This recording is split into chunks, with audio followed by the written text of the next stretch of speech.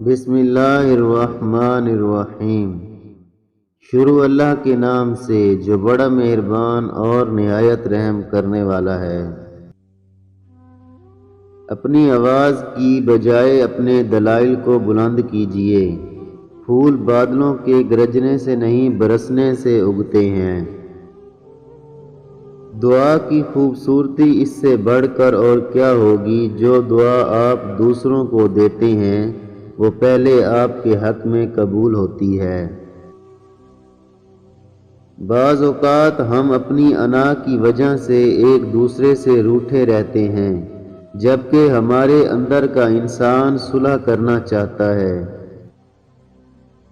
کسی سے توجہ کی بھیک مانگنے سے بہتر ہے خاموشی سے بیٹھے رہیں، یہی عزت نفس ہے۔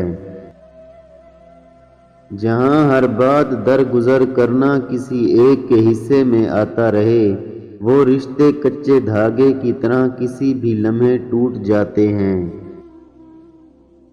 آپ کا وقت محدود ہے، اسے کسی اور کی زندگی گزارنے میں ضائع نہ کریں۔ مشکل وقت دنیا کا ایسا جادوگر ہے جو ایک پل میں آپ کی چاہت کے دعوے داروں کا چہرہ بے نقاب کر دیتا ہے۔